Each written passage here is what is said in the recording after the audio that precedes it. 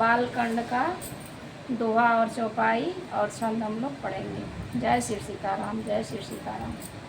भई विकलय बला सकला दुखित देखे गिरिनार करि विलापुरोदति बदति सुतासने संहारि सियावर रामचंद्र शंकर जीवमा। जय जय सीताराम। जय।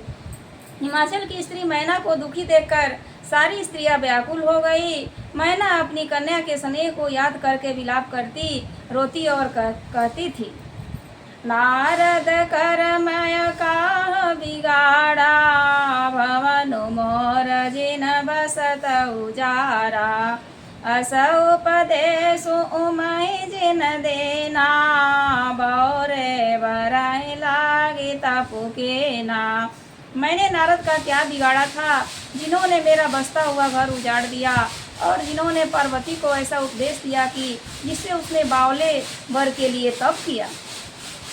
साँचे उनके मोहन माया उदासीन धनु धामन जाया पर घर घालक ना जन भेरा बाझ की जान प्रसव के पेरा।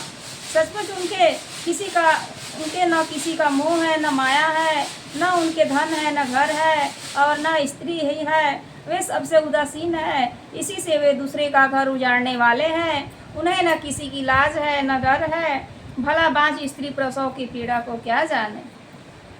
जननी विकल बिलोकी भवानी बोले जो तभी विवेक मृदुबाने अस विचारी सोचई मति माता सो नटरई जो रचई विधाता।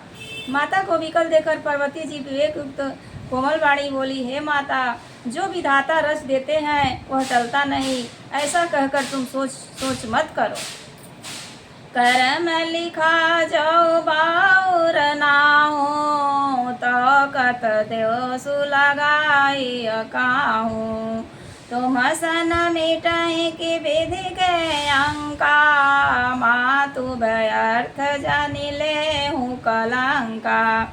जो मेरे भाग्य में बावला ही पति लिखा है तो किसी को क्या दोष लगाया जाए। हे माता, क्या विधाता के अंक तुमसे मिट सकते हैं। वृथा कलंक का टीका मत लो।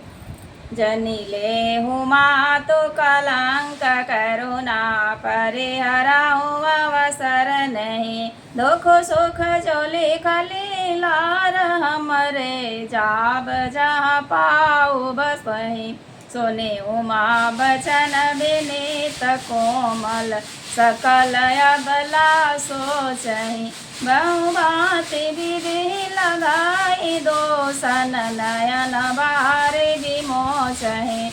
हे माता, कलंक मत लो, रोना छोड़ो। यह अवसर विषाद करने का नहीं है। मेरे भाग्य में जो दुख सुख लिखा है उसे मैं जहाँ जाऊंगी वहीं पाऊंगी। पार्वती जी के ऐसे विनय भरा कमल कोमल वचन सुनकर सारी स्त्रियां सोच करने लगी और भांति भांति से विधाता को देश देकर आंखों से आंसू बहाने लगी। जय श्री सीताराम, जय श्री सीताराम, जय श्री राम।